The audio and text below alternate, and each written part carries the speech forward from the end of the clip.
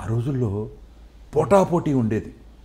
పక్క ఆర్టిస్ట్ ఏం చెబుతున్నాడు, మనం ఏం చెప్పాలి, వాడు ఎక్స్ప్రెషన్కి మనకు కౌంటర్ ఏమి ఇవ్వాలి, ఎవరికాడు క్యారెక్టర్ డెవలప్ చేసుకోవడంలో ఉండేవాళ్ళు. అందుకనే ఆ రోజుల్లో ఎవరికి ఇళ్ళు లేవండి, కారులు లేవు. ఒక అంబాసిడర్ కారు ఉంటే 8 మంది వెళ్ళేవాళ్ళం కారులో. భేషజాలు లేవు, వీడు గొప్ప, ఆడు పెద్దనాడు, ఈడు పెద్దాడు, ఏం ఉండేది కదా. ఇలా పర్సనల్ మేకప్ మెన్ లేరు, ఎవరో లేరు. అందరికీ కలిసి ఎవడో ఒకడు ఉండేవాడు, వాడే అందరికీ ఇచ్చేవాడు. కలిసి వెళ్ళిపోయేవాళ్ళం, కలిసి కూర్చునేవాళ్ళం, కలిసి తినేవాళ్ళం. ఆ రోజుల్లో ఈ రోజుల్లాగా క్యారియర్లు పెట్టడం, 10 రకాల కూరలు పెట్టడం అవన్నీ ఉండేవి కాదు. 2 ఇడ్లీ 2 వడ ఒక ప్యాకెట్ ఇచ్చేవాడు పొద్దున్నే, అది టిఫిన్. ఆ పూటకి కాఫీ ఇచ్చేవాడు. మధ్యాహ్నం కాస్త సాంబార్ అన్నం, కాస్త పెరుగన్నం పెట్టేవాడు, 2 పొట్లాలు, అవి తినేవాళ్ళం. అంతే. తర్వాత వచ్చేసరికి అసలు క్యారియర్లు, ఆ హోటల్ నుంచి ఇది, ఈ హోటల్ నుంచి ఇది, ఇలా తెప్పించడం మొదలెట్టారు. అలా ఉండమట్టి అంత డిసిప్లిన్గా సినిమాలు ఉండేవి, వేషాల మీద అంత ఇంట్రెస్ట్ ఉండేది. ఇప్పుడు మనం రామారావుని ఫస్ట్ ఎలా కలిసానని నేను చెప్పాను కదా, అక్కడి నుంచి ఇక కంటిన్యూ అయిపోయాను. ఆయన షూటింగ్ ఎక్కడుంటే అక్కడికి వెళ్ళిపోయేవాడిని. అక్కడ ఎవరు ఆపేవాళ్ళు కదా. ఇక నన్ను కూర్చొని చూస్తూ ఉండేవాడు ఆయన ఎలా చేస్తున్నాడు. మెస్మరైజ్ చేసేవాడు. ఆయన యాక్ట్ చేస్తా అంటే అలా నోరు తెరిచి కూర్చునేవాళ్ళం, అలా ఇమ్మర్స్ అయిపోయేవాళ్ళం అనమాట. ఇంత మహానటుడు, ఏ వేషం వేస్తే ఆ వేషంలో. ఇప్పుడు జనరల్గా ఆర్టిస్ట్ అనేవాడండి ఒక మట్టి ముద్దలు అంటాడు. దాన్ని డైరెక్టరు ఎలా మోల్డ్ చేస్తే అలా మోల్డ్ అవుతాడు. కరెక్ట్. మీరు రాక్షసుడిగా మోల్డ్ చేయొచ్చు, అందగాడిగా మోల్డ్ చేయొచ్చు, కుంటివాడిగా మోల్డ్ చేయొచ్చు. మీరు ఎలా మోల్డ్ చేస్తే ఆర్టిస్ట్ అలా మోల్డ్ అవుతాడు. ఆర్టిస్ట్లో ఉన్న స్పెషలైజేషన్ అది తెలుసుకున్న డైరెక్టర్లో ఈ క్యారెక్టర్లన్నీ క్రియేట్ చేశారు, ఒకదాని తర్వాత ఒకటి. ఒక రాముడు, కృష్ణుడు, దుర్యోధనుడు, భీముడు. అలాగే ఆర్టిస్ట్కి కూడా ఇంట్రెస్ట్ ఉండాలి. మనం వేసుకునేటప్పుడు ఏం చేయాలి, ఏ మేసం పెట్టుకోవాలి, ఈ డైలాగ్ ఉంది ఎలా చెప్పాలి, మాడ్యులేషన్ ఎలా చెప్పాలి, ఎక్కడ ఆపాలి, ఎక్కడ పైకి లేపాలి, ఎక్కడ దింపాలి, ఇవన్నీ నేర్చుకోవాలండి. నేను ఇవన్నీ ఎందుకు చెబుతున్నానంటే ఆ గోల్డెన్ యుగంలో పనిచేసి ఉన్నాం కాబట్టి, ఆ గోల్డెన్ మనుషులతో పనిచేశాం కాబట్టి కరెక్ట్ నేను చెప్తున్నా. ఇది ఎవరికైనా ఉపయోగపడితే వాడుకుంటారు. ఇవాళ జనరేషన్లో మన మాట వినేవాళ్ళు కూడా ఎవరూ లేరు. డిసిప్లిన్ అండి. 7 గంటలకు షాట్ అంటే అందరూ 6:30కి విత్ మేకప్ డ్రెస్తో రెడీగా ఉండేవాళ్ళు. మరి ఇవాళ కంపారిజన్కి వస్తే మరి ఎవరన్నా ఒక్కళ్ళన్నా 10 ఎవరూ రావట్లేదు.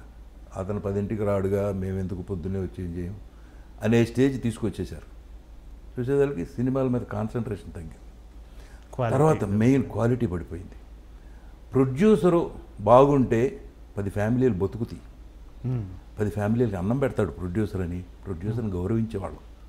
ప్రొడ్యూసర్ వస్తే లేచి నుంచునేవాళ్ళు, దండాలు పెట్టేవాళ్ళు. ఇవాళ అసలు ప్రొడ్యూసర్ కాదు, ఎవరు వచ్చినా గౌరవం లేదు, దండం లేదు. ప్రొడ్యూసర్ ఉన్నాడో చచ్చాడో ఎవరికి అలవలేదు. ఈ సినిమా మనది అనుకునేవాళ్ళు లేరు. ఈ ప్రొడ్యూసర్ మనాడు. ప్రతి సినిమాని మేము ప్రేమించేవాళ్ళం. సినిమా అంటే అంత ప్రేమగా ఉండేది. ఈ సినిమా మనది, బాగా రావాలి. ఈ సినిమా రోజునే చెప్పేవాళ్ళు ఇది 100 days ఆడుతున్నారా డెఫినెట్గా అనేవాళ్ళం. ఎందుకు, సీన్స్ చూస్తా అంటే తెలిసి, మన ఆర్టిస్టులు పెర్ఫార్మెన్స్ చూస్తా అంటే తెలిసిపోయేది. అందుకే మీకు హేమాహేమీలైన ఆర్టిస్టులు వచ్చారు. ఆ రోజులో డబ్బు పిచ్చలేదు, పెర్ఫార్మెన్స్ కొట్టాలి. ఇది నాగేశ్వరరావుని ఎలా కొట్టాలి, రామారావుని ఎలా కొట్టాలి, ఇద్దరు కలిసి చేసేటప్పుడు ఎలా కొట్టాలి, అతను మించి పేరు మనకు రావాలి అని ఎవరికాళ్ళు తాపత్రయపడేవాళ్ళు. ఒక సావిత్రి గారు యాక్ట్ చేస్తుందంటే, ఒక శివాజీ గణేశన్ గారు ఉన్నా, రామారావు గారు ఉన్నా, నాగేశ్వరరావు ఉన్నా ఒకటికి పోసేవాళ్ళు. ఎందుకంటే ఎక్కడ ఏ ఎక్స్ప్రెషన్తో కొడుతుందో తెలియదు. నవ్వుతానే అన్ని రకాలుగా కొడుతుంది ఎక్స్ప్రెషన్. దాంతో ఎంత డైలాగ్ చెప్పినా కూడా తేలిపోతుంది. సో ఆవిడని తట్టుకోవాలంటే ఇక్కడ ఎంత పెర్ఫార్మెన్స్ ఉండాలి. దానికోసమని 10 రోజుల ముందు స్క్రిప్ట్ ఇంటికి వచ్చేది. వస్తే ఎవరికాళ్ళు వాళ్ళు డైలాగ్ చూసుకుని, ఎదురు డైలాగ్ ఏముందని ఇంప్రవైజేషన్ చేసుకుని, ఏది చేస్తే బెటర్మెంట్ నిలబడతాం మనం అని ఆలోచించేవాళ్ళు. ఇవాళ అసలు సెట్లోకి వచ్చి సీన్ ఏంటి అని అడిగేవాడే లేడు. నేను చూస్తున్నాను ఇప్పటికీ కంపారిజన్లో సీన్ ఏంటండి అని అడిగేవాడు లేడు. అడిగినా కూడా చెప్పే డైరెక్టర్ లేడు.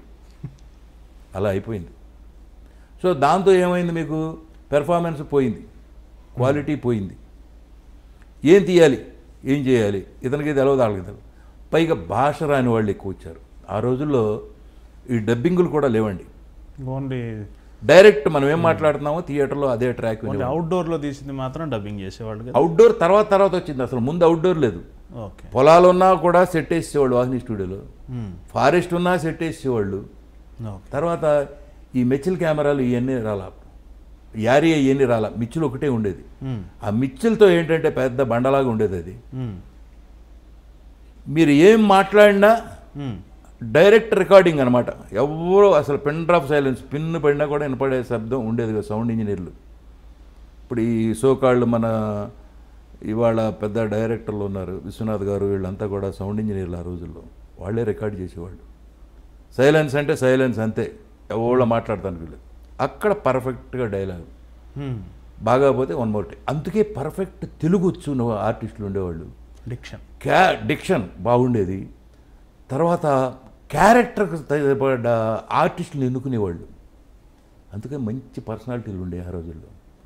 ఇప్పుడు అదే మాయాబజార్ ఇవాళ తీశారనుకోండి, ఒక ఘటోద్గజుడు వేయటానికి ఆర్టిస్ట్ ఏడి, కరెక్ట్, కృష్ణుడు వేయటానికి ఆర్టిస్ట్ ఏడి, దుర్యోధనుడు వేయటానికి ఆర్టిస్ట్ ఏడి, ధర్మరాజు వేయటానికి ఆర్టిస్ట్ ఏడి.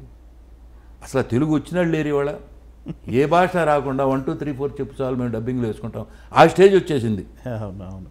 మాయాబజార్ అంటున్నారు కాబట్టి నేను ఒక వార్త చదివా. మాయాబజార్ ఇండస్ట్రీలో ఉన్న ఆర్టిస్టులను అందరినీ పెట్టేస్తే ఇక పాండవులు వేయటానికి ఎవరు లేరట.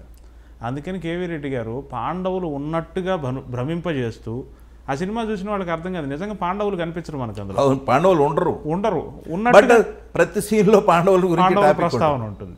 అది డైరెక్టోరియల్ మ్యాజిక్ అనమాట, అంత బిగి స్క్రీన్ ప్లేలో. అది కాదండి ఒరిజినల్గా, అసలు అది కన్నడ నాటకం. ఓకే. ఘటోత్కచ్ అని కన్నడ నాటకం, దాన్ని కొనుక్కొచ్చి చేశారు. దానిలో కూడా ఉండరు, పాండవులు ఉండరు. ఓకే. దాన్ని మనాళ్ళు తీసుకొచ్చి తెలుగులో చేశారు. అలాగా ఆల్ టైమ్ రికార్డ్ అయింది. ఆ కన్నడలో పెద్ద ఫేమస్ డ్రామా అండి అది. కొత్త విషయం ఇది, మీరు చెప్పండి. అందరికీ తెలుసు, దాదాపు చాలా మందికి తెలుసు.